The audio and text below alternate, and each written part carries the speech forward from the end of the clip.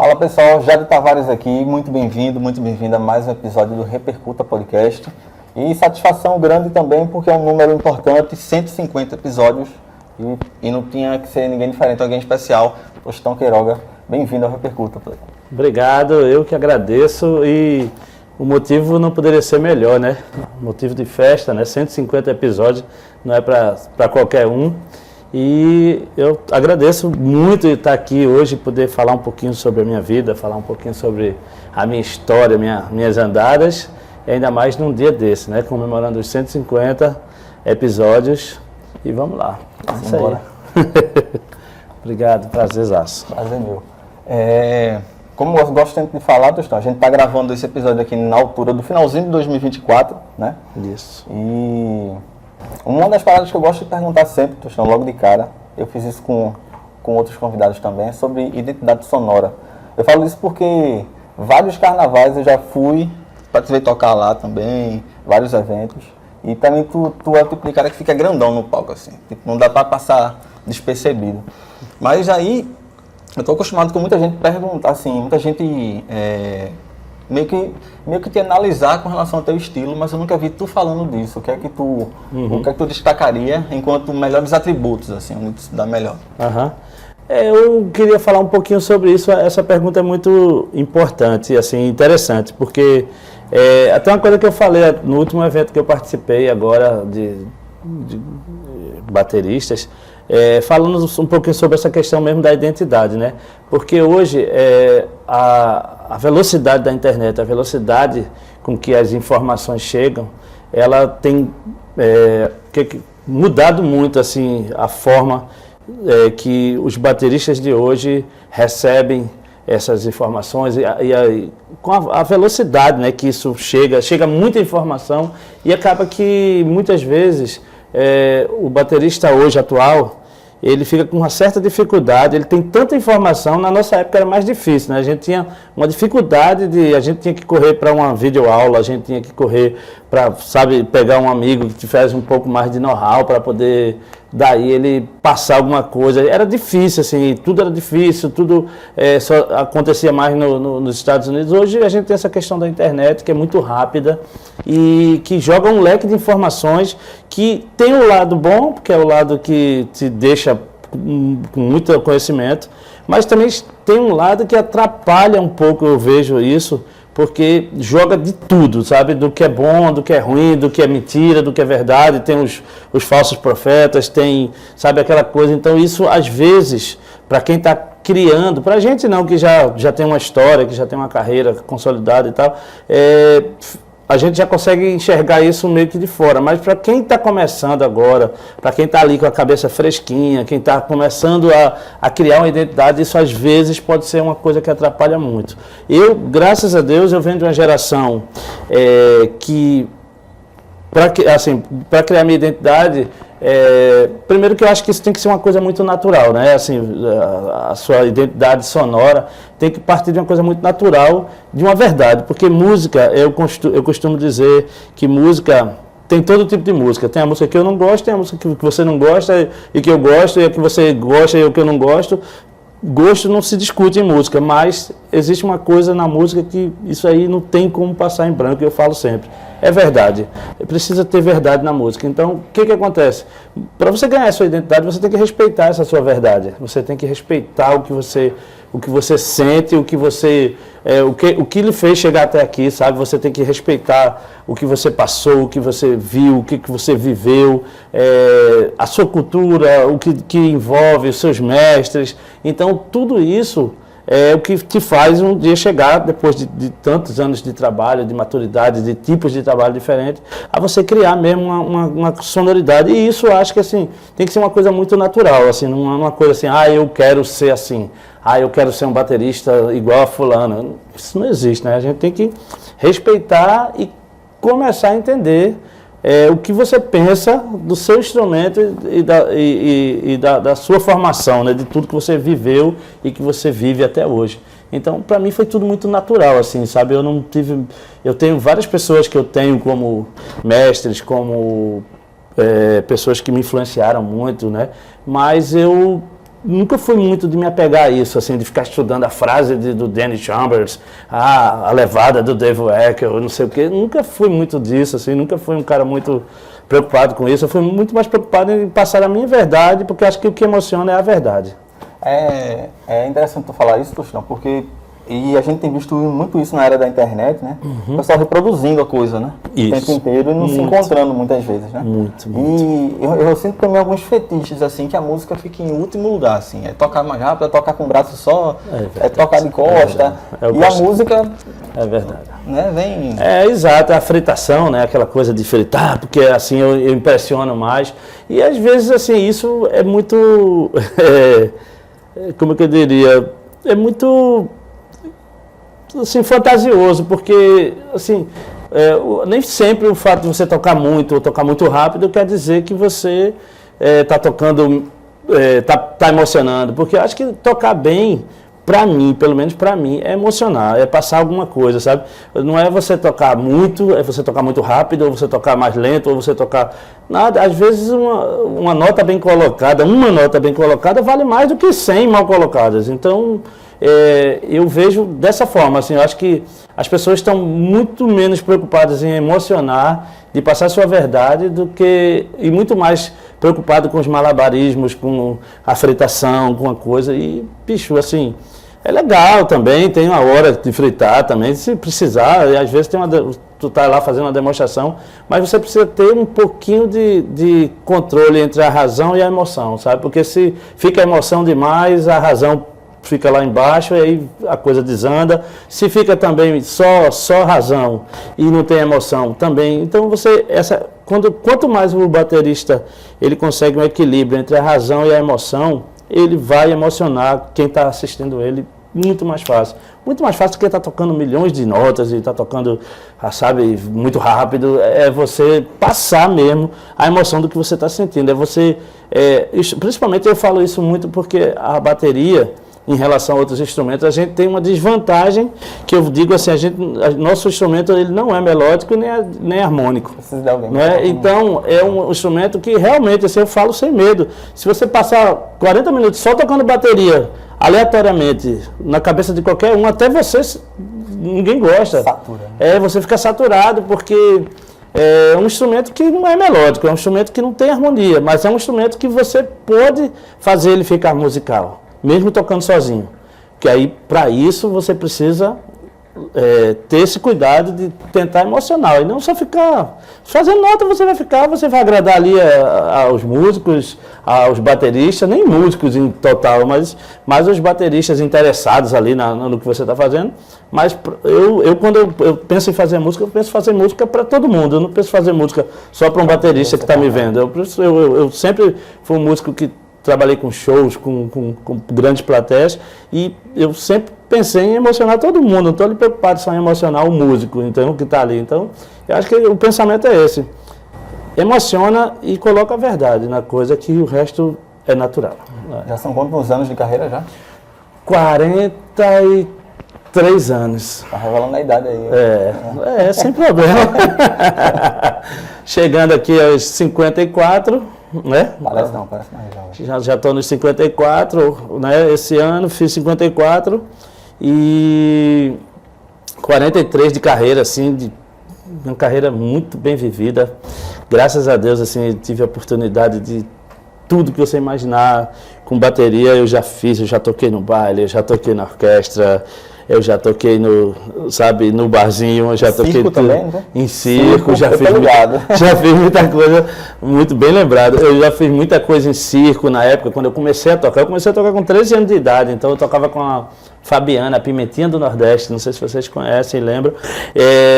Uma super cantora e foi ali o meu primeiro contato com essa música, a nossa música, né? Porque ela cantava forró, ela cantava frevo, ela cantava shot, ela canta até hoje, né? Canta super bem, e foi ela que me fez ter esse contato mais direto com todos esses ritmos, assim. Então, dali a gente fazia muitos shows populares em circos, em em grandes palcos, em festivais, em trio elétrico, comício na época, quando ainda existiam shows de comício, né, showmício. Então eu fiz muitos shows assim, em época de campanha política. Então, além disso, eu toquei em tudo. Toquei no baile, toquei no barzinho, toquei... o que você imaginar, eu já fiz, graças a Deus, e isso foi a minha grande escola, assim, sabe? Principalmente à noite, foi a minha grande escola, onde você tem que tocar de tudo, onde você tem que lidar e ter o contato com tudo, e estar sempre em contato com o instrumento e tocar muito também, assim. Tu sabe, tinha uma época que eu tocava assim de quarta a domingo, todos os dias, e tipo, quinta, sexta e sábado, eu tocava em dois lugares, e tipo assim, então eu tocava muito, eu estava sempre em contato com o instrumento. Esse contato com o instrumento, bicho, é uma coisa que faz toda a diferença, porque você estar tocando, você estar experimentando coisas, você estar, como é que se diz, é como o bruxo, né, tá fazendo, criando receitas ali, né? É feito um laboratório, né? É o laboratório, exatamente, é isso aí, é o laboratório, criando a magia. exatamente, criando a magia. Então, Tostão, como é que é o teu dia a dia? E se sobra tempo para estudar quando tá na estrada? Como é que acontece esse equilíbrio? E tu falar pra galera também, que tu roda o Brasil todo até fora, como é que é teu dia a dia na estrada, assim, a logística? Legal. Então, tempo é difícil, assim, para estudar mesmo é difícil, mas a gente sempre pega a borrachinha, né, faz algumas coisas, se exercita e tal. Eu sou um cara que tem gente que ri quando eu falo isso, mas é verdade, eu fui um cara que eu queria ter estudado muito mais. Eu não estudei nenhum texto que eu queria ter estudado, assim, porque eu fui um cara que eu comecei, como eu acabei de falar aqui, eu comecei a tocar com 13 anos de idade, e como eu tocava muito, eu tive muito pouco tempo. Eu com 13 anos de idade eu já viajava, fazia show no interior, saía para viajar. Então o que acontecia? Eu perdia muito. Eu entrei no conservatório, me lembro até hoje como isso, eu entrei no Conservatório Pernambucano de Música e eu tinha até um super professor que era Revoredo, que era um professor de teoria, e eu viajava muito. E às vezes quando eu chegava dos shows de final de semana, eu chegava na segunda, na terça-feira, perdia a aula e tal, e ficava atrasado em relação à minha sala. E aí eu ficava bestando, ia contar tempo, ficava matando mosca, errava o tempo. Aí o professor, faltou a aula, aí ó, não sei o que, aí eu fui lá conversar com o professor, é que os shows, tá uma correria muito grande e tal. Ele disse, olha, eu entendo, até porque eu tinha que ajudar, eu trabalhava, o pouco que eu ganhava ali, eu já ajudava em casa também, né? Porque minha mãe também era cantora, também era da noite, então todo mundo trabalhava, todo mundo ajudava em casa. E eu também, já com esse pouquinho de grana que eu ganhava, ajudava em alguma coisa em casa, né? Nas contas e tal. E eu não podia deixar de trabalhar, eu tinha que trabalhar. E o que aconteceu? Eu perdia muita aula. Então, quando eu fui conversar com ele, ele disse, olha, eu até entendo a sua situação e você tem que ir trabalhar mesmo, você está falando aí que você ajuda e tal. Mas tem uma coisa, eu não tenho como parar uma sala inteira para te esperar, infelizmente. Aí eu fui... Isso foi uma coisa que foi me desmotivando, assim, até que uma hora eu tive que sair, assim, porque eu não conseguia acompanhar as aulas. Então eu comecei a estudar muito em casa, a estudar com outros bateristas, sabe? Eu comecei a fazer a coisa mais autônoma mesmo, assim, por conta própria, do que realmente estudar como eu queria estudar no conservatório e tal, fazer essa coisa toda. E o resto, a escola da vida, né? A escola da noite, tudo ensinou muita coisa. E o dia a dia na estrada, como é que funciona um dia ou uma semana de turnê? Ônibus, avião, tem histórias na estrada que ele tem um bocado. Muita coisa. E que tem muita que não possa contar, inclusive, mas tem umas não, mas tem muitas que a gente pode contar assim, e são muito bacanas, assim, tipo assim, às vezes tem os momentos, né? Tem, por exemplo, a gente pega uma turnê de São João hoje eu toco com a Elba, todo mundo sabe, e nas turnês de São João, que é onde é a nossa maior... Mais esticado, onde tem mais shows muito perto e tal, e muitas viagens. Mas eu vou te dizer, é maravilhoso, assim, eu adoro, eu sou um cara que, bicho, quando eu passo 15 dias em casa, minha mulher mesmo já fala assim, ó, já tá bom de tu ir embora fazer um show, porque ninguém tá te aguentando mais aqui não, porque eu começo a ficar nervoso, eu começo a agitar todo mundo e fico inquieto e fico louco já para ir para a estrada de novo. Às vezes também, quando eu estou na estrada há muito tempo, eu já fico querendo ir para casa, porque eu também tenho essa coisa, eu sou muito caseiro. Mas eu vou te dizer, eu adoro estar na estrada, eu adoro estar fazendo shows, eu adoro o contato com a banda, eu adoro o contato com os músicos, com os produtores, backs, com os holds, com os técnicos. Eu acho que isso tudo é muito natural para mim, sabe? Assim, eu fiz tanto isso a minha vida inteira que se tornou assim uma segunda casa mesmo, assim. Eu até chamo lá a nossa equipe de família da estrada, porque é uma família mesmo, porque tem época do ano que a gente passa mais tempo junto com a equipe do que junto com a nossa própria família, né? E é muito bacana, assim. Tem os momentos cansativos, tem momentos que são mas assim, o prazer que a gente tem de fazer a música que a gente faz é tão bacana assim que supera tudo isso, sabe? Assim, os shows, quando a gente chega num show e que vê aquela galera toda cantando e sabe, aquela coisa, aquela energia que o público passa pra gente também faz com que tudo isso fique maravilhoso, assim. E aí a gente acaba compensando e isso vai sendo a nossa bateria para ir levando a gente para os próximos shows, né? Apesar que a gente, graças a Deus, hoje trabalhando com Elba, que é uma artista de nível nacional, tal, e com uma produção bacana que a gente tem, e a gente tem uma estrutura muito bacana, muito bem formatada, que nos dá um suporte muito grande. Então isso para mim também assim, é muito valioso, assim, porque a gente não é mais menino, né? A gente 54 anos aí, com um corpinho de 60, e aí a gente vai assim, aproveitando tudo isso, mas sabendo que a gente tem um suporte muito bacana, assim, nas viagens, sabe que a gente viaja de forma bacana, que o plano estratégico de shows, de logística, é todo muito bem preparado pelo nosso empresário junto com a nossa produção. Então isso ajuda muito hoje, sabe? Ajuda muito e faz com que tudo seja muito mais tranquilo. Mas não deixa de ser cansativo, como para todo mundo, né? Que viaja muito, que está para cima e para baixo, mas é muito prazeroso. Assim, a música faz com que tudo isso seja prazeroso e que a gente queira sempre fazer mais, que quando passa 15 dias em casa já está doido para sair de novo, né? Com a Elba tu tá desde 2006, Cristiano? 2006. Entrei em 2006, aí nesse meio teve um hiatozinho ali, eu passei 1 ano e pouco fora, mas voltei, depois aí tô até hoje, assim, voltei no final de 2011, saí no comecinho de 2010, voltei no final de 2011 e tô até hoje. Então se somar ali vai dando quase aí 17 anos já de trabalho, de tudo, né, de cumplicidade. E como é que é esse teu lado, porque a gente tá falando do lado baterista que muita gente te conhece, mas eu queria falar um pouco do lado produtor, né, tu produziu algo que ganhou até Grammy. Exatamente. Com ela, como é que começou essa coisa ali de você se enveredar para a produção, né? Então, eu já fazia produção, né, porque antes de trabalhar com a Elba, eu já trabalhava num estúdio de publicidade, né, que é do meu irmão, a produtora dele chama Lune Produções, e tinha um anexo que era Lune Áudio, que a gente fazia toda a parte de áudio de todas as campanhas deles de publicidade. E eu era responsável, passei muitos anos sendo responsável por toda a parte de áudio da Lune Produções. Então eu já produzia muita coisa, sendo que com publicidade.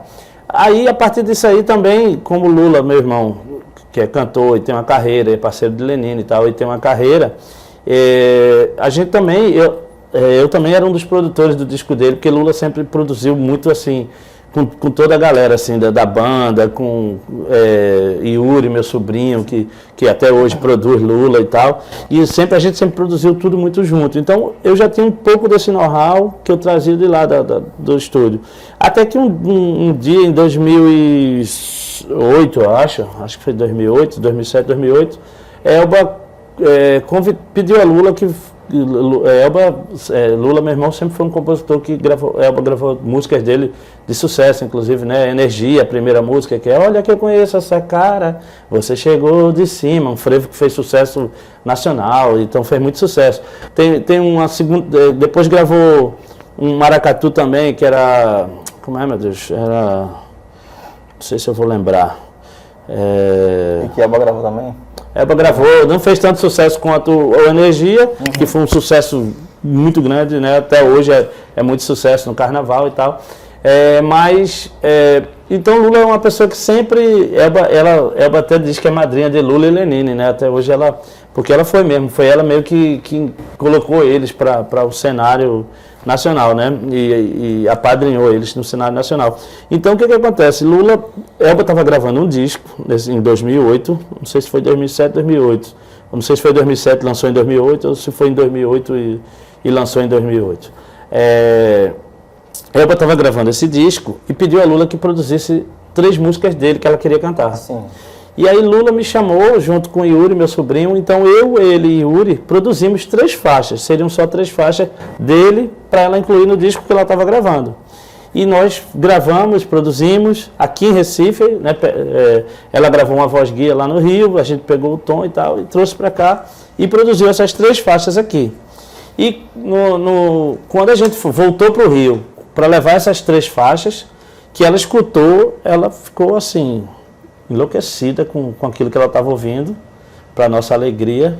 E ela disse, chamou Gaetano, que era o marido na época, e disse: Gaetano, é isso aqui que eu quero. Meu disco tem que ser nessa linha aqui. E o disco que ela estava gravando não estava nessa linha, estava numa linha mais pop, assim, mais moderno, mas mais pop. E Lula tem uma coisa mais, como é que eu diria, mais contemporânea, mais world music mesmo. E aí ela disse: não, eu quero o disco assim, meu disco é assim que eu quero meu disco. E aí ela, nessa história, ela chamou a gente para produzir o disco, tirou o produtor que estava fazendo na época o disco dela, que já tinha feito, sei lá, 9, 10 bases, pagou o cara e disse: ó, eu não quero, eu vou seguir aqui com eles e vou fazer o disco todo com eles. E a gente produziu esse disco todo em 2008, que é qual assunto que mais lhe interessa, né? E esse disco foi vencedor do Grammy Latino, o primeiro Grammy Latino que Elba recebeu, e a gente ficou assim, né? Porque ninguém faz nada, é o que eu costumo dizer, ninguém produz nada pensando em ganhar prêmio. A gente produz pensando no melhor que a gente pode dar da gente e entregar dentro daquela música, né? E o disco foi maravilhoso, o disco é maravilhoso. Elba se encaixou muito bem, assim, porque Elba, ela, por mais que muita gente acha que Elba é uma cantora só de forró e tal, porque é muito ligada a isso, e frevo e tal. Não, Elba é uma cantora totalmente, se você pega os primeiros discos de Elba, você vai ver como Elba é contemporânea, como Elba ela se encaixa bem nessa coisa, nessa linguagem moderna. E a voz dela e as interpretações caíram perfeitas, assim, no tudo que a gente produziu. E o resultado disso foi esse Grammy, assim, pra gente, que foi uma alegria gigantesca, assim, né, que ninguém esperava e chegou, assim, maravilhosamente. Aí, depois disso, eu continuei como músico dela e tal, eu já era músico dela e continuei na banda. Eu tive também, assim, a oportunidade de produzir mais dois discos, que os 2 foram premiados também. 2 trabalhos, né? Na verdade, não são só discos. Um projeto que ela fez especial, que é o Cordas, Gonzaga e Afins, que era um projeto especial, onde ela cantava Gonzagas e todos os afins, né? Todas as pessoas que beberam na fonte de Gonzaga. E eu fui um dos produtores desse disco, e a gente ganhou o prêmio da música. Não lembro se foi 2017, alguma coisa assim, não tenho certeza de cabeça. Minha cabeça é horrível. Mas, e agora, o último, acho que em 2019... a gente ganhou também o prêmio da música com um disco ao vivo que a gente gravou em Campina Grande, que eu também tive o prazer de ser produtor. A gente ganhou o prêmio da música de melhor álbum também, então foi super bacana. Assim, já são 3 super prêmios, assim, que eu fico muito feliz, assim, como produtor. E para mim é uma alegria, assim, sabe? O lado baterista, o lado produtor, o lado diretor musical também, né? Um pouquinho, um pouco também, exatamente. Cara, é mais do que isso aí, pra galera que pode não saber, verdade. Está aqui, tá tudo aqui. É verdade, os desafios vão aparecendo e a gente tem que se jogar, né? Assim, é uma coisa que eu gosto, eu tenho essa coisa muito de ser muito agregador, né, em tudo que eu faço. Quem me conhece sabe, seja em qualquer coisa eu me jogo, eu visto a camisa, eu boto o coração gigante em qualquer projeto. E aí, quando eu estava na Lune Produções, que é essa produtora, eu também tive essa façanha de ser o diretor musical de um dos programas da Globo, que é o Causos e Cantos, né? E numa dessas edições, Lula, meu irmão, que é diretor de vídeo e tal, e ele produziu toda a parte de vídeo, né? E eu fiquei responsável pela parte de áudio. Então, a gente... o programa meio que era constituído de um contador de causa, contava um caso, né? E a gente fazia um número musical. Então, nós convidamos vários artistas que foram, e eu fiz a produção e a direção musical dessa parte toda do show, onde todos os artistas participantes iam, Silvério, Marcel Melo, Josildo Sá, Nena Queiroga e tantos outros. E foi super bacana também, foi mais um desafio e que foi super legal e o programa foi um sucesso e graças a Deus. Só para tudo listar certo. outras pessoas, outros artistas ao qual o Tostão já se associou, já acompanhou, compôs banda, isso além da Débora Ramalho, que é mais, né, que tem mais tempo, né, Tostão, que é mais longeva. Isso. André Rio, cantor pernambucano, Silvério Isso. Pessoa, Nelson Gonçalves, Alceu Valença, Margareth Menezes, Gabriel Pensador. Isso tudo, assim, é interessante porque agrega, assim, isso agrega pro Tostão de hoje, esses trabalhos todos, né? É verdade. Aqui. Alguns que você citou aí, eu tive o prazer de poder acompanhar, né? Seja em parcerias e tal. Eu não fiz parte de banda deles, mas fui um cara que tive o prazer de poder tocar junto, sabe? Ou seja, num DVD, ou seja, sabe? Ou seja, por exemplo, eu vou citar um desses que você falou aí, que para mim foi, assim, muito inusitado e que esse eu guardo com um carinho muito gigante, que foi Nelson Gonçalves, porque o que aconteceu foi bem engraçado. Assim, na época, o baterista que estava para vir com o Nelson Gonçalves, que era um trio, era Jacaré de baixo, um super baixista lá do Rio de Janeiro, Fernando Merlino, que era o maestro e era tecladista e maestro dele, e tinha um batera que eu não lembro o nome, que teve um problema de pensão alimentícia e tal, e por isso estava em dívida lá e não deixaram ele viajar. Então só veio o maestro e o baixista. E aí aqui, através da produtora que estavam trazendo eles, que era a Raio Lazer, aí perguntaram assim, quem eles indicariam? Eles me indicaram, né? E eu fui fazer esse trabalho, eram 2 shows que viraram 4, porque o sucesso foi tão grande, e tocar com o Nelson Gonçalves, assim, foi uma coisa, assim, genial, assim, para mim. Primeiro porque eu estava, assim, não no início da carreira, mas eu estava ali no meio da carreira, e onde eu estava, eu tocava muito na noite nessa época, eu fazia muita coisa, apesar que eu tinha um cabelão, assim, todo mundo achava que eu era um baterista de rock and roll, assim, que só tocava rock and roll, e tinha um preconceitozinho com isso na época, assim, né? Tanto é que quando eu cheguei para fazer o show, eu fui com o Berg, que era o Rode, que foi Rode Lenine por muitos anos, e sempre trabalhava comigo, trabalhou com o André Rio também, e trabalhava comigo. Então eu levei ele comigo para montar a bateria e tal. Aí o baixista, que era Jacaré, na época chegou assim e fez, vem cá, esse batera aí, só toca rock and roll ou toca outras coisas? Aí ele disse, não, ele toca tudo, muito, pelo contrário, o que ele menos toca talvez seja rock and roll, mas eu tinha um cabelão, eu acho que ele ficou com essa impressão, disse, pô, pegamos um baterista de rock and roll aqui, vai lascar o show, vai lascar o show da gente e vai ser uma porcaria, né? E não, eu sou um cara que, hoje eu toco com o Elba Ramalho e tal, já toquei com muita gente, tenho uma ligação muito forte com os nossos ritmos, com os ritmos pernambucanos e nordestinos, mas eu sou um cara que sempre adorei bossa nova, sempre adorei tocar os ritmos brasileiros, assim, samba, bossa nova, samba canção, sempre adorei tudo isso. E o que acontece? O show foi lindo, assim, a gente não teve ensaio, já começa, o primeiro desafio foi esse, de caramba, eu vou tocar com o Nelson Gonçalves sem ensaio. Não, teve assim um encontro à tarde, uma passagem de som, onde Fernando Merlino chegou e fez assim, ó, esse aqui, sorte minha que eu conhecia tudo, porque eu tocava muito na noite, eu tocava aquelas músicas todas na noite. Sendo que tinha um jeitão dele, aí tinha muito bolero, samba canção e tal. E a gente foi lá passando e eu conhecia os arranjos, ele tocava muitos arranjos originais e tal. Eu escutava muita música brasileira e tal, sempre escuto até hoje. E me ajudou muito, me ajudou pra caramba, assim, o fato de eu estar tocando aquilo na noite, eu estava muito atualizado com aquele repertório. E foi maravilhoso, assim, foram era para ser 2 shows, esses shows viraram 4 shows. Não, minto, eram para ser 3 shows, quinta, sexta e sábado, sendo que sexta e sábado tiveram que fazer mais 2 sessões, porque o teatro lotou tanto que eles tiveram que esvaziar o teatro e colocar as pessoas que estavam lá fora para mais uma sessão. Eu adorei porque foram mais cachês e toquei mais, passei mais tempo tocando com os caras que são os 2 músicos, tanto Jacaré quanto Fernando Merlino, 2 super músicos, né? Que os caras que eu assistia tocando com os grandes artistas. E eu estava ali tocando com os caras e ver minha alegria, né? Tostão, me diz uma coisa, já fizesse turnê lá fora também? Uhum.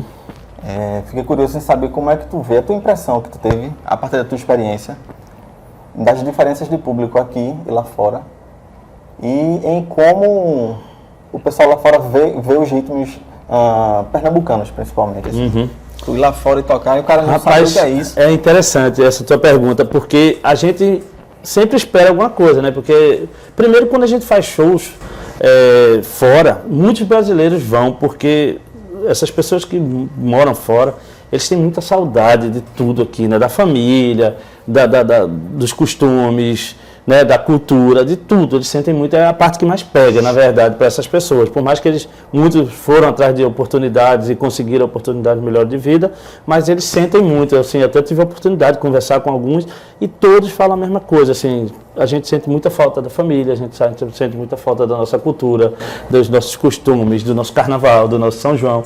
Então, quando a gente chega para tocar, tem sempre muito brasileiro, mas também tem uma mescla de pessoas, ou europeus, ou americanos, japoneses e tal. E aí o que acontece?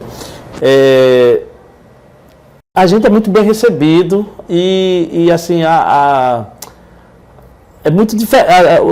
A gente pensa que vai ser muito diferente, mas não chega a ser tão diferente por causa disso, porque os brasileiros são tão contagiantes, porque eles não deixam. Se você, é impressionante, em qualquer lugar. E Pernambuco, cara, é um negócio assim, eu até ficava impressionada, porque toda vez que a gente ia fazer show na Europa, turnê na Europa, e ia apresentar a banda, muitas vezes, até hoje, ela apresenta a banda dizendo de Recife, fulano, do Rio de Janeiro, Cicrano. Então ela apresenta sempre a banda assim. Acho e bonito, toda vez que a gente estava na Europa, que Elba fazia assim, na bateria de Recife, Pernambuco, meu irmão, era uma gritaria. Podia ser onde fosse, na Espanha, em Portugal, na Alemanha, sabe, em todos os lugares que a gente foi, era uma gritaria, e Elba sempre fazia assim, caramba, Pernambuco tá assim. Bicho, sempre, em qualquer lugar, você quando menos esperava, tem alguém com a bandeira de Pernambuco assim, levantando lá no meio da plateia, sabe? Então, assim, é uma coisa muito bacana. É uma coisa muito alegre, assim, a gente fica muito feliz, né, de saber que o brasileiro tem essa abertura pelo mundo todo, né, que você sabe. Agora, uma das últimas turnês que a gente fez, a gente tocou no Japão, né, e eu conheci japoneses maravilhosos, assim, que receberam a gente, assim, com carinho, muitos já falando português.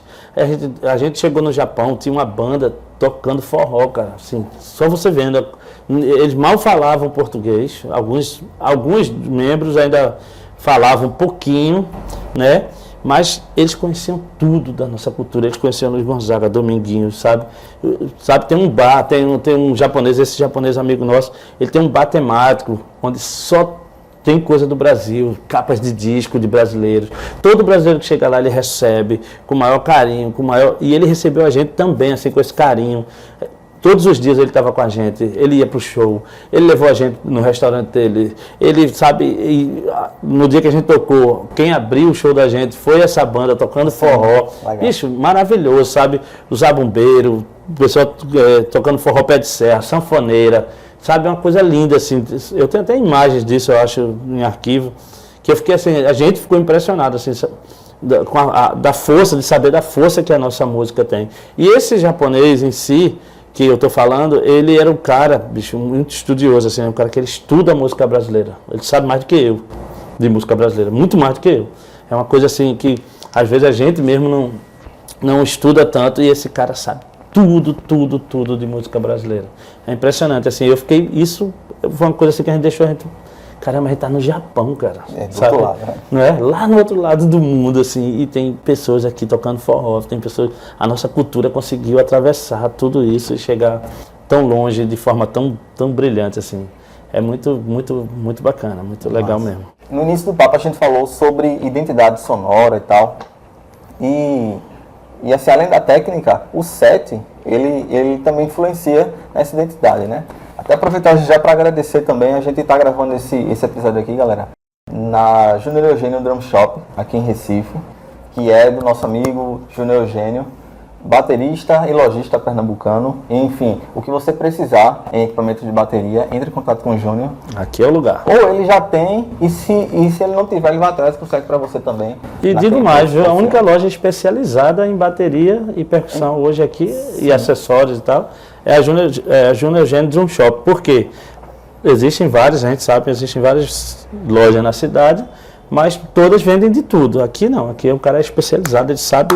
Então, se você está precisando de qualquer coisa, seja um acessório, uma peça, sabe, a bateria, ele sabe qual é a melhor, sabe qual é a madeira, sabe tudo. Então, procura Júnior que... É mais do que um trabalho de lojista, é uma assessoria mesmo, uma consultoria mesmo. Exatamente. Você já sai com ela afinal. Sem falar que é um cara maravilhoso. Ele está aqui escutando, assim, com a cara de bobão, mas é de verdade, estou falando de verdade. É um cara maravilhoso. Olha aqui, ó. Cara. Olha, tá vendo o que eu estou falando? Não precisa dizer mais alguma coisa, não precisa dizer nada. Ele é maravilhoso, bicho. Se você chegar aqui, ele vai te receber com esse sorriso mesmo aí, com essa brincadeira, e vai te mostrar tudo que é bacana aqui. E vai te dizer qual é o caminho, sabe? Seja o nível que você esteja. Se você é iniciante, se você já é profissional, aqui é o lugar. Júnior Eugênio Drum Shop. Então vamos detalhar um pouco o teu set aí, Tostão. Eu fiquei pensando se com o passar do tempo mudou muita coisa, se tu acrescentou muita coisa, se você tirou. E, é claro, aproveitar para falar da tua parceria com a Pearl, importantíssima. Maravilha. Então, falando do set primeiro, né, que a gente vai chegar na Pearl já, mas falando do set em si, eu sempre baseei meus sets muito pelo trabalho que eu estou fazendo naquele momento, que às vezes tem gente que fala assim, mas é visual, não. Eu procuro sempre, se eu estou usando uma bateria maior ou menor, eu sempre tento usar aquele set de acordo com o trabalho que eu estou fazendo. Qual a necessidade de ter aquilo? Dentro do som que você está fazendo, ele pede um pouco mais, né? Hoje eu uso um set, né? Hoje eu uso uma Pearl Decade Maple, né? E uso tons de 10, 12, surdo 14, 16. Aí a gente fala, muito tambor, assim, eu já usei muito menos, porque eu fiz trabalhos que exigiam muito menos, até com a própria Elba mesmo. Sim. Mas, tipo, hoje, dentro do trabalho que a gente faz, eu faço muita coisa que exige tambores, né? Eu faço, porque Elba toca frevo, Elba toca maracatu, Elba toca axé, Elba toca, sei lá, todo tipo de ritmo possível. Então, eu sempre divido muito essa coisa com o Anjo, que é o nosso percussionista, de a gente fazer uma coisa muito junto. Quando eu estou tocando axé, nem sempre eu estou tocando só a hi-hat, bumbo e caixa. Tem muitas vezes que eu dobro algumas coisas com ele, de tambores. Então, o meu set sempre foi muito baseado, sempre foi muito montado, pensando naquele som que eu estou fazendo no momento.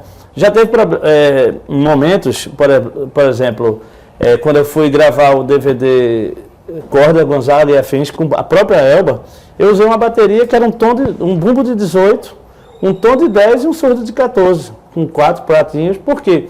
Porque era um trabalho que exigia menos de mim, tanta virada, tanto... Então, assim, eu respeito muito o que o trabalho pede, assim, quando eu vou montar meus sets. Entendeu? Eu vou muito pelo que aquilo ali exige, né? Aquele som que eu estou fazendo naquele momento exige.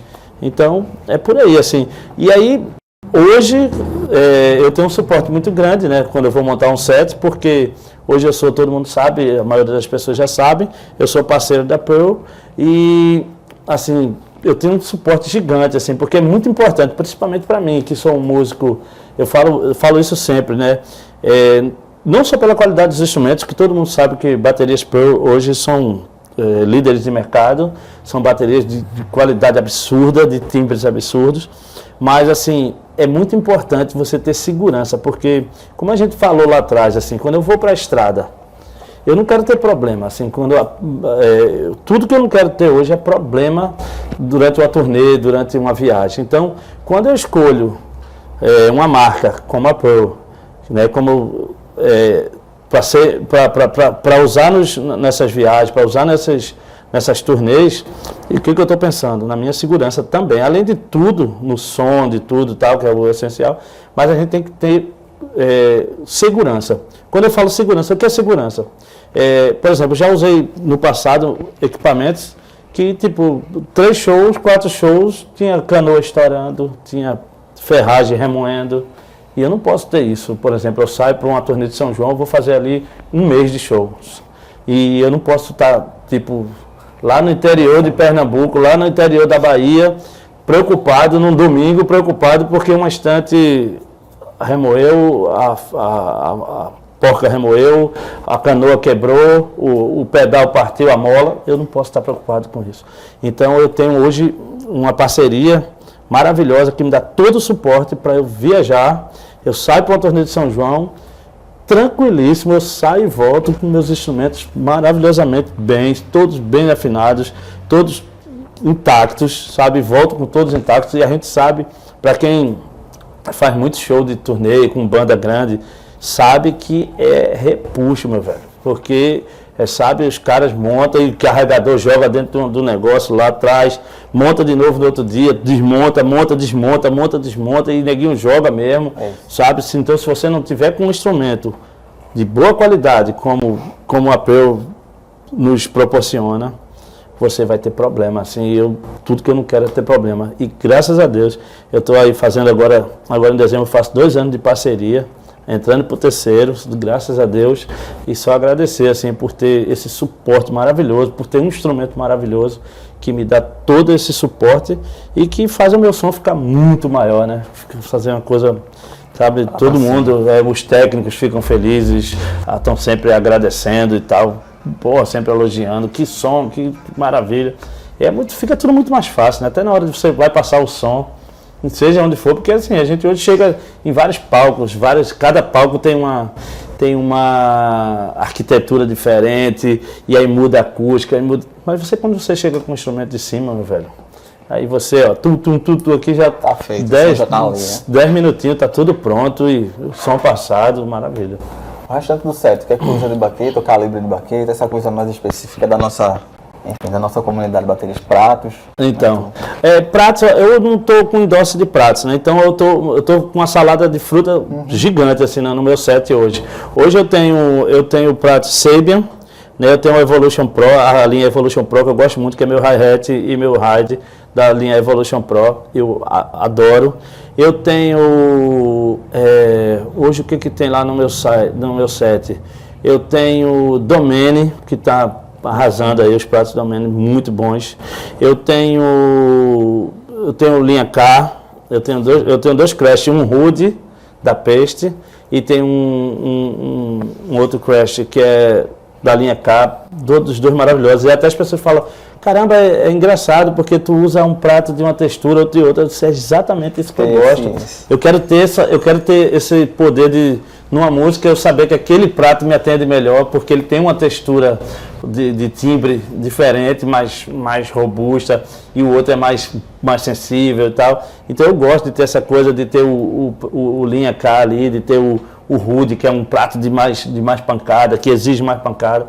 Então eu faço meio assim, vou mesclando de acordo com os timbres, mais do que preocupado com a qualidade, né? Hoje que eu não sou com a qualidade não, desculpa, com a marca. Hoje não estou muito preocupado com a marca. Agora sim, claro, a partir do momento que eu tiver endossado com alguém, aí eu vou dentro daquela marca e vou ali pegando as séries que o timbre me interessa, entendeu? Entendi. Então é isso. E no caso de baquetas, eu também não estou em endosse de baquetas, hoje eu estou só com a Pearl, né, de batera, estou com Extreme Ears, que são os in-ears, que é uma coisa muito importante, assim, que vale até a pena a gente falar, que você que é batera hoje, que ainda não usa, que meu irmão use, porque eu sou de uma geração onde ainda não existia os earphones, e a gente sofreu muito. Eu acho que eu já perdi bastante, já devo ter alguma perda de audição. Se eu fizer uma audiometria, com certeza vai dar, porque é muito importante, sabe? Assim, e o earphone, ele faz com que você tenha um controle. Então você controla o que o seu... primeiro que ele vem balanceado, né? Para não agredir, filtrado. E você também pode... Já antigamente não, você ficava na mão de um técnico com uma caixa do tamanho de um bonde aqui do seu lado. Eu sou dessa época, né? Aqueles monitores gigantescos, e o pau cantava, meu velho. Quando acabava uma noite de trabalho, seu ouvido estava todo estourado, né? Então é muito importante. Compre um bom fone, sabe? Vá trabalhar com seu earphone, que você vai ver que diferença. Sem falar na qualidade de som também, que você vai estar com o seu som aqui juntinho de você, com a qualidade extraordinária. Tu falou com relação a a audição, a questão da saúde, tu cuida da saúde como, Tostão, assim, com relação a ter essa maratona toda? Tu tem alguma coisa de alimentação diferenciada, exercício, tu tem essa rotina realmente? A minha alimentação não é muito diferenciada não, vou te falar, tem nada de tatu não. Eu como um pouquinho de tudo, até devia ser mais, mas deixa eu te falar, exercício não? Exercício eu procuro fazer dentro do possível.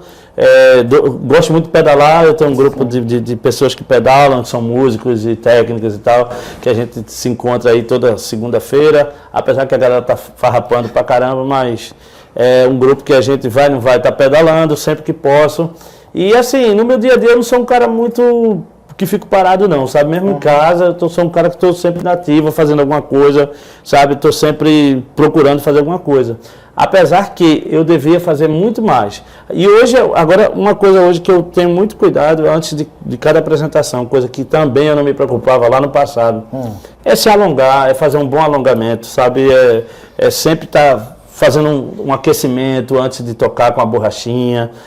Sempre chego no camarim, a borrachinha já viaja junto com o equipamento, eu peço ao meu road para ele trazer lá, ele traz a borrachinha, eu fico no camarim lá, estudando, aquecendo, para não chegar frio, porque é muito perigoso você chegar para fazer um show totalmente frio, do nada entrar e tocar, porque aí você vai passar 1h40, 2 horas, né, naquela exaustão, pancada, tudo, então é bom ter esse cuidado, né, e esse cuidado eu tenho, e assim, agora eu procuro muito assim, eu tenho cuidado muito em sono, por exemplo. Sim. Dormir bem, isso eu procuro dormir bem, tomar muito líquido, isso eu procuro sempre, vai ter uma viagem, eu procuro tentar dormir bem, e às vezes eu nem consigo porque sou muito ansioso, e isso às vezes me atrapalha um pouquinho, mas eu sempre tento priorizar.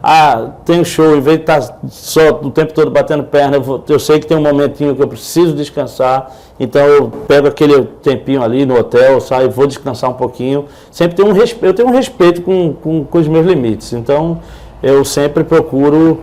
Eu sei que para fazer um show à noite bem, eu preciso de um pouco de sono, então se eu viajei durante a madrugada e tal, eu procuro descansar, nem que seja algumas horinhas ali, nem sempre dá, né? Você chegando na turnê de São João, puxado. Você vai na vibe mesmo, vai na emoção, mas quando dá, eu tento tomar um certo cuidado. Eu devia fazer muito mais, eu devia cuidar muito mais, eu devia fazer mais academia. Às vezes a gente até faz, a gente chega em alguns hotéis que tem academia, a gente se junta lá e vai fazer, mas é muito pouco diante do que eu deveria fazer, eu tinha que fazer muito mais. Mas assim, eu tomo muito cuidado com isso, com essa questão do líquido, com essa questão do alongamento, do aquecimento, sabe? E de respeitar mesmo essa questão do descanso, né? Que eu acho muito importante, é você descansar. Até porque a gente trabalha muito com a mente também, né? Não só o físico, né? Então, quando você está muito cansado, a mente também, você precisa, tem ali 300 mil coisas, como é que se fala? Convenções, tudo que está ali, tudo que está desenhado dentro do show, você precisa estar muito bem, né? Muito bem focado. E quando você não está, é impressionante, bicho. Você sente na hora. Na hora que você vai tocar, você sente. Quando o bicho pega mesmo, que você não consegue dormir, que você não consegue descansar, você sente aqui, ó. Na hora que vai tocar, sente. A gente vai usando um pouquinho da experiência para contornar, mas sente. Então, tem que tomar muito cuidado e cuidar da saúde, sempre. Você citou o professor Revoredo, né? Enquanto um cara importante para você. Eu queria que tu falasse um pouco também, Tostão, do Maurício Chiappetta e do Josemar Brito, né? Que foram referências. Já aproveitando para falar um pouco deles e falar das tuas referências aqui lá fora, assim, de bateristas que tenham inspirado, assim. Então, primeiro falar desses dois mestres, assim, são os meus dois principais professores, um no Conservatório Pernambucano de Música e outro no Centro de Criatividade Musical do Recife, né? Josemar no Centro de Criatividade Musical e Maurício Chiappetta no Conservatório Pernambucano de Música. Bicho, eu queria ter estudado muito mais com esses caras, porque são dois super mestres, dois caras que me mostraram assim, ó, os dois lados, assim, e me mostraram de forma muito bacana, né? Porque eu tinha uns mitos, assim, eu tinha umas coisas que que ficavam rodando minha cabeça ainda, muito novo, começando e tal. Ah, como eu seguro a baqueta, eu tenho que segurar assim ou assado, eu tenho que fazer assim. E todos eles chegaram para mim e me mostraram, disse, ó, você tem que segurar da forma que você achar confortável. Existem as formas, as tradicionais, eles me ensinaram as formas tradicionais e tal, mas você precisa estar relaxado. A primeira coisa que todos dois tinham a mesma coisa, você precisa estar relaxado. Então você pense que a baqueta é uma extensão do seu braço, da sua mão, dos seus dedos. Então, primeira coisa, tem que estar relaxado. Entendeu? Você tem que estar relaxado de uma forma que tudo fique, soe de uma forma muito natural. Que você consiga fazer as suas frases, as suas viradas, tudo de uma forma muito natural. E assim, isso foi um dos mitos, mas tiraram muitos outros mitos, assim, que, mas a bateria tem que ser mais alta, tem que ser mais baixa, isso tem que ser assim, tem que ser afinação, tem que ser... Só esqueça isso, não existe formato para isso, tá entendendo? Não existe formato para a bateria tem que ser assim. Não, a bateria tem que ser uma extensão do seu corpo. E o seu corpo não é igual ao corpo do seu amigo. Entendeu? O meu corpo não é igual ao seu não é igual ao dele. Entendeu? Você pode ter a mesma altura, o mesmo tamanho, mas cada um tem uma anatomia. Então é uma coisa que vai de acordo com cada um. Então eu não posso chegar aqui e dizer hoje a você que você tem que segurar a baqueta desse jeito, porque não existe. Isso não é regra, não existe essa regra. Né? Aí, agora existe forma de você ficar mais confortável, existe forma de você ter uma postura mais favorável, até para você não ter nenhuma lesão, né? Como o nosso amigo Tiago, né, Guimarães fala muito, explica muito isso, que é um super batera também, terapeuta. E o que acontece? Mas não existe isso, né? Existe que você precisa se adequar à sua forma de mais relaxada e mais confortável, para que você fique mais confortável e consiga trocar de forma confortável. Aí você falou também sobre referências. Os caras que te inspiraram lá. A primeira vez que tu viu a bateria também, que tu viu um baterista tocando, enfim. Os caras que... Olha, o meu primeiro baterista de referência é meu irmão, Flávio Queiroga, porque... música na minha casa, foi até bom tu tocar nesse assunto, porque música na minha casa sempre foi uma coisa muito natural. Minha família é toda de músicos, né? Eu tenho um irmão baixista, eu tenho 2 irmãs cantoras, minha mãe era cantora, o meu outro, esse Flávio Queiroga que eu estou falando, que é outro irmão, era baterista, Neno, que hoje é hold, era baterista. Então, tipo assim, todo mundo, Lula Queiroga, cantor, compositor, toca violão, então, e outra coisa, todos os meus irmãos tocavam em bandas e ensaiavam na sala da minha casa. Eu morava numa casa, na época eu ainda tinha lá, sei lá, 9, 10 anos, e na sala da minha casa era um estúdio de ensaio, não tinha esse negócio. Hoje tem estúdio de ensaio em qualquer lugar, você vai lá, paga e aluga, não. Antigamente as bandas, neguinhos se juntavam na casa de alguém, então lá em casa era sempre porque, primeiro que a bateria do meu irmão ficava lá, e segundo que era casa grande, que tinha espaço, então o neguinho levava seus amplificadores, botava na sala e eu ficava presenciando. Eu convivia com aquilo todos os dias, todos os finais de semana, às vezes até dia de semana mesmo, à noite, tinha ensaio e tal. E eu estava no meio desse ensaio, eu ainda não tocava assim profissionalmente, eu estava querendo, tinha maior interesse. Então, toda vez que acabava esses ensaios, e a bateria ficava por lá, eu ficava lá tocando, ligava um 3 em 1 lá, e ficava tentando acompanhar as músicas, sabe? Pelo 3 em 1. E a partir dali, esse foi o meu primeiro contato com o instrumento. E Flávio, meu irmão, era a minha referência, porque era o cara que estava mais perto de mim, era o baterista que estava mais perto de mim. Depois daí não, depois daí eu fui conhecendo outros bateras em vídeos e tal, e depois vim para a questão da noite, dessa coisa toda, né? E de lá para cá, assim, eu tenho, agora assim, dentro da música, eu tenho muitas referências, assim, boas, muitos caras que eu tenho, assim, um carinho gigante, assim, e tem alguns que eu posso citar, né? Nacionais eu tenho, para mim, um cara que para mim foi o cara que me ensinou a tocar com clique, né? Assim, e é um cara que eu já era fã, muito fã antes de conhecê-lo, e quando eu fui assistir um set de uma coisa de gravação dele, um período de gravação dele, eu fiquei assim, que é Cezinha, baterista, que é baiano, mas que ele mora no Rio de Janeiro há muitos anos, e que é meu amigão, eu chamo de mestre, meu mestre, porque eu fiquei assistindo ele, eu tinha uma certa dificuldade de tocar com clique, eu corria, atrasava e tal, né? Estava começando a tocar com clique. E nessa época eu fui lá, assisti essa gravação dele, eu me lembro, e bicho, ele é um relógio, aquele cara é impressionante. Assim, ele escuta a música uma vez, ele grava na segunda, ele escuta, ele passa uma vez e grava na segunda vez. Então, tipo assim, e preciso de uma precisão, e outra coisa, é o cara que toca pra música, que não tem firula, que não tem... Então esse cara, quando eu escutei ele gravando, aí depois eu tive uma conversa de 10 minutos com ele, aí ele me deu um toque assim, ele disse, ó, sempre que vier uma frase, porque eu sempre corria e atrasava mais quando tinha alguma frase. Sim. Então ele sempre tiver uma frase, pensa um pouquinho só pra frente. Não é correr não, pensa pra frente, pensa que tu tá fazendo a frase um pouquinho mais pra frente do que tu tá tocando. E quando eu voltei para Recife, eu estava com o André Rio, nessa época, montando um show que ia ter muita programação e eu estava muito preocupado com isso. Aí eu chegava 1 hora antes no estúdio de ensaio e ligava lá o equipamento, botava o clique e fui testando aquilo que ele tinha me falado. A primeira ficou mais ou menos, a segunda deu certo. Sim. Na terceira convenção deu certo, uma outra capengou aqui, mas eu comecei a entender que não era para correr muito e tal. Daqui a pouco, hoje eu toco com clique como se fosse mais alguém tocando junto comigo, assim.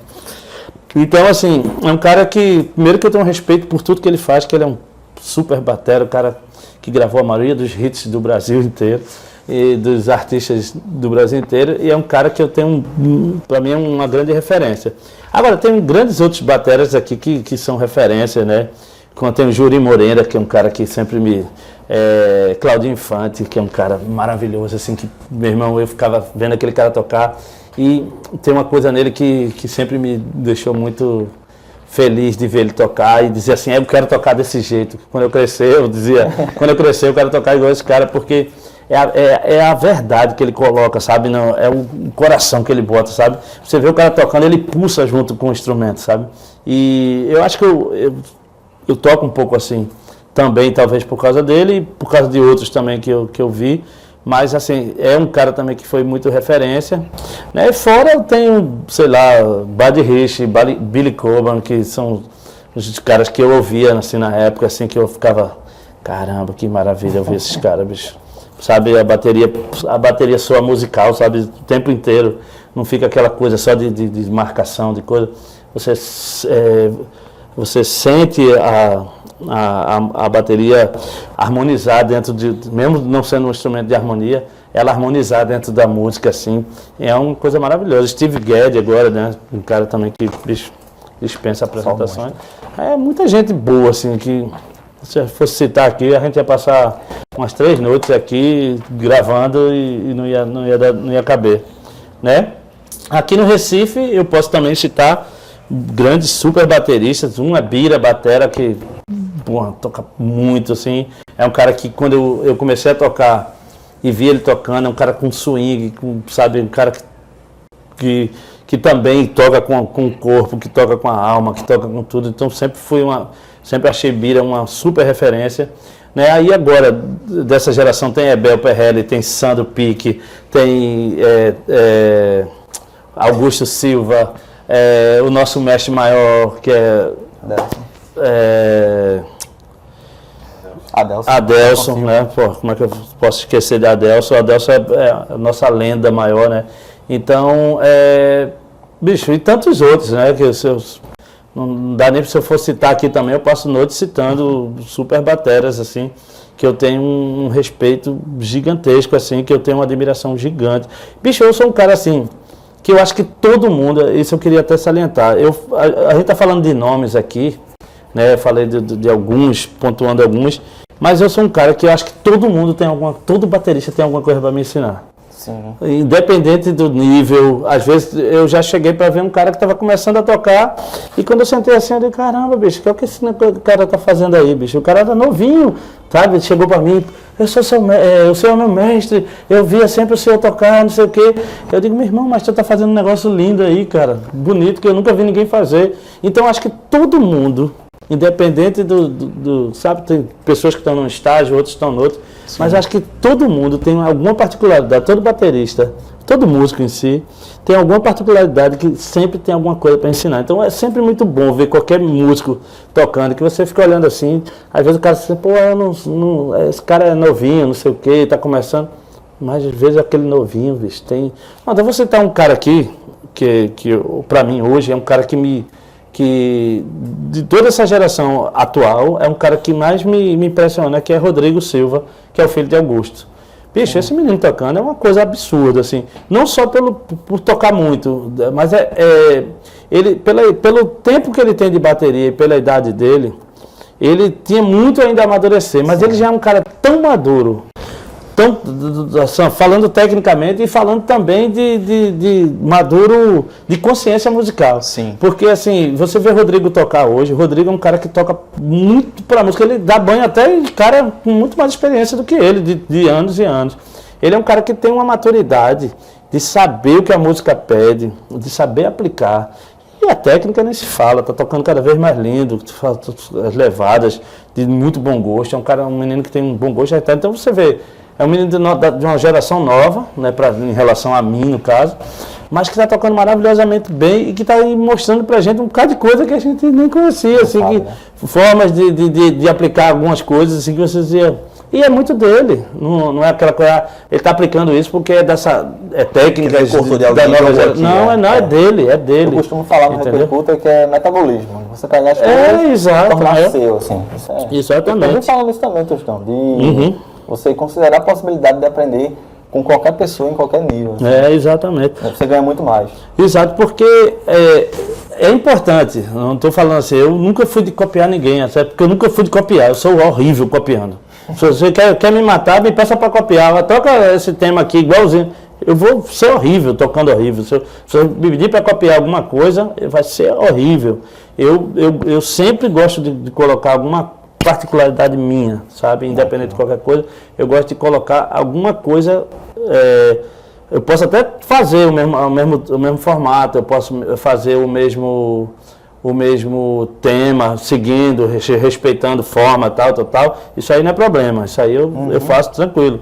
Mas eu não sei dizer, vou tirar aqui a mesma expressão que o cara tirou, eu vou copiar a batidinha da caixa, ou a batidinha do... Não vou fazer isso nunca, bicho. Essa pessoa, sua assinatura. Porque é natural meu, eu nunca fui de fazer isso. Eu nunca fui de copiar frases de baterista. Eu vejo muito por aí, e não tenho nada contra quem faz isso. Eu acho que é maravilhoso. Tem uns caras que fazem isso aí, eu fico assim, caramba, bicho, como é que esse cara consegue copiar um negócio tão difícil?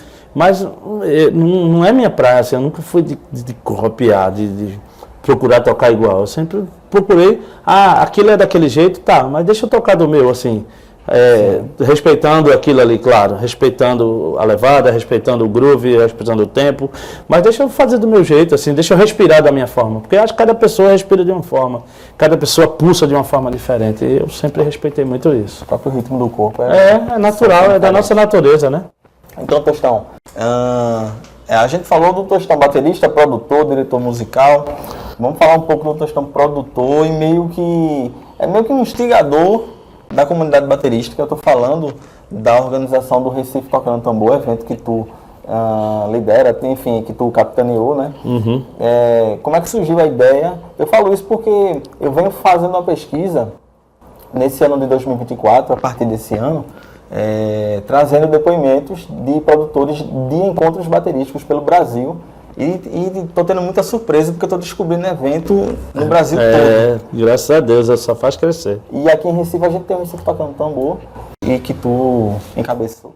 Então, o Recife Tocando Tambor já começou também sendo um pouco influenciado por outros encontros, né? E os dois que me influenciaram assim, primeiro é um que acontece na Inglaterra, que é o MS Stick, que o MS é de esclerose múltipla, porque eles fazem uma coisa que é meu sonho, assim, inclusive, um dia poder fazer o nosso evento também, assim, voltado a ajudar alguma entidade que cuide de alguma coisa ligada à saúde, né? Então, no caso do MS Stick, que é o recordista mundial, que esse me chamou a atenção, porque eu estava zapeando na internet, quando eu vi aí os caras tinham colocado, na época, acho que era 500 ou fora 700, bateristas tocando juntos, acho que era 500 e alguma coisa, se eu não me engano. Então, e toda a renda do evento deles vai para um órgão que cuida de pessoas com esclerose múltipla. E aquilo ali me mexeu muito comigo, né? E aí eu comecei a pesquisar mais, aí cheguei no Brasil. Quando eu cheguei no Brasil, eu vi o 100% batera, do baterista Dino Verdade, que também em São Paulo é o recordista aqui do Brasil de quantidade de músicos tocando juntos. E quando eu vi isso, eu disse, caramba, aí eu via todos os dois, né, com aquela quantidade de bateristas tocando, e fiquei na hora, fiquei viajando assim, digo, meu irmão, imagina essa galera tocando os nossos ritmos, né, as nossas... Aí eu disse, caramba, imagina todo mundo tocando, uma quantidade dessa de baterista tocando maracatu, tocando frevo, tocando baião, tocando ciranda, então, deve ser a coisa mais linda. Aí me veio essa vontade de fazer, mas eu digo, é uma coisa muito grande, assim, muito grandiosa. Aí na hora eu disse, quem poderia? Aí pensei em Augusto Silva, que é meu sócio no Recife Tocando Tambor, aí convidei ele na mesma hora disse, vamos, topou na hora que eu falei do projeto, ele disse, vamos. Aí a gente criou o nome e tal, e fizemos já 3 edições, né? Acho que desde 2011 para cá a gente fez 3 edições, estamos estudando fazer a próxima agora, 2025, aqui abrindo em primeira mão para vocês. Já estamos estudando data, já estamos conversando com a prefeitura, porque é um projeto que precisa de uma estrutura muito grande. Imagine 100 bateristas, né? Na nossa última edição a gente conseguiu colocar 109 bateristas, contando com os bateristas do palco. Foram 5 no palco e 90 e tantos no 90 e... Foram 109, então foram tocando embaixo das 104 no chão e 5 no palco. Exatamente. E a gente conseguiu esse feito. É um trabalho de maluco, porque quando eu chegava na hora de tocar, eu já estava, meus braços não tinham nem mais força para levantar depois do joelho. Então é um negócio meio de maluco, mas é um negócio que, bicho, deixa a gente tão feliz. Eu cheguei a chorar na primeira edição, eu olhava para Augusto chorava de lá e eu chorava de cá. Quando todo mundo começou a tocar junto, porque é uma coisa assim, realizadora.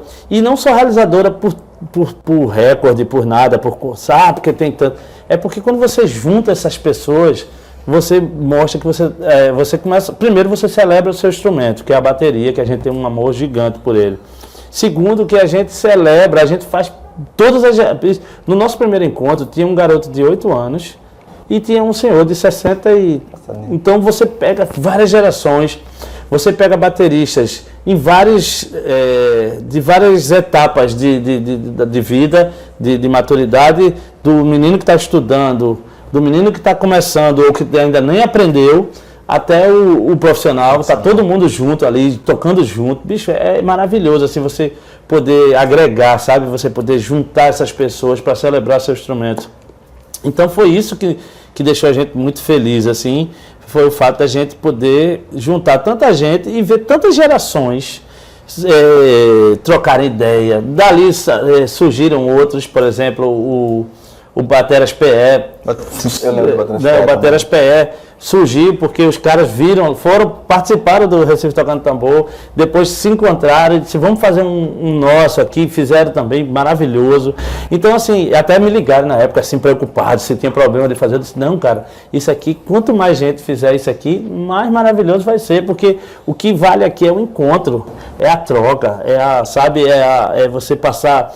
Eu passar o meu conhecimento para o cara aqui do meu lado, o cara do lado passar o conhecimento dele para mim, e todo mundo poder trocar informação, todo mundo poder vivenciar a nossa cultura, né, nossos ritmos, o nosso instrumento. Então, bicho, o Recife Tocando Tambor é uma coisa maravilhosa, assim, dá um trabalho gigantesco de logística, de tudo, assim, mas ele, no final, ele é tão realizador, assim, que a gente sai de lá feliz demais, assim. Né?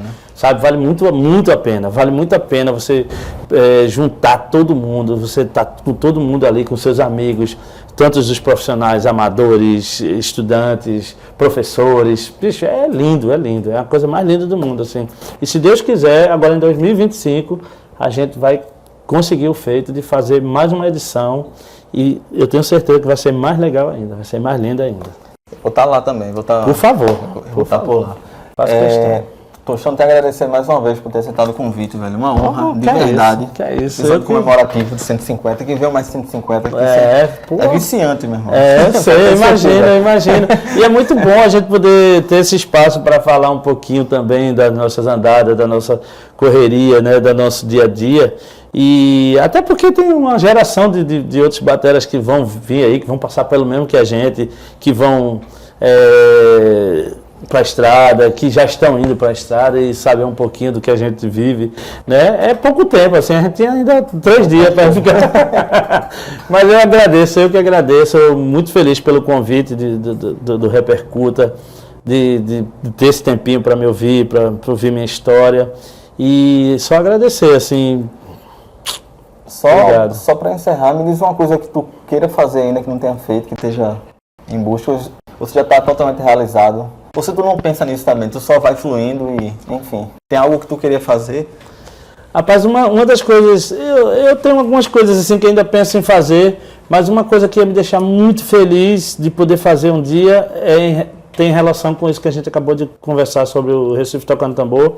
É um dia poder fazer o Recife Tocando Tambor, sem precisar cobrar, porque às vezes a gente tem que cobrar nem que seja uma taxa mínima para a gente poder viabilizar, porque quando as edições que a gente fez, a gente cobrava uma taxa, acho que, se eu não me engano, R$30 na época, e aí você tinha direito a uma camisa, uma baqueta, né, do festival todo, tinha um kit, né, que você recebia e tal, e toda a estrutura, né, para você poder participar. E isso não era nada, porque isso não paga nada. Na verdade, assim, a única forma que a gente tem de fazer o festival hoje é com apoio. Né? Então a gente teve apoio do governo do estado e da prefeitura, a gente teve apoio das marcas, que foram muito importantes dentro do evento. E assim, para a gente fazer esse evento hoje novamente, a gente precisa desse apoio. E esse pouco dinheiro que entra é um dinheiro que a gente encaminhava para os custos do evento, assim, para pagar os holds, para pagar um técnico de som, para pagar o cara da luz, para pagar, sabe, uma coisa muito para ficar ali mesmo dentro. Nunca teve fins lucrativos, mas ia ser muito realizador poder fazer esse evento e poder ter um recurso para a gente destinar para um órgão, sabe, desse tipo, né, que cuide sei lá, de crianças com câncer, que cuide, não sei, a gente estudaria alguma ONG, alguma coisa que trabalhe com isso, para a gente destinar isso e não precisar cobrar nada dos bateristas. Isso ia ser uma coisa muito realizadora, assim. É isso, galera. Esse é Tostão Queiroga, nesse que foi mais um episódio do Repercuta Podcast, o 150. É isso aí, chegamos no 150 para a galera que me acompanha. E mais uma vez agradecer a Júnior Eugênio e a Júnior Eugênio Drum Shop por ter cedido um espaço maravilhoso aqui para a gente estar gravando esse episódio. Vou aperrear ele mais vezes agora, né? Quem mandou liberar, agora eu vou aperrear ele sempre, né? E também agradecer ao meu amigo videomaker Iveson Gomes. A gente se vê e se encontra no próximo episódio e se escuta também, né? Para quem está na plataforma, no próximo episódio do Repercuta. Abraço.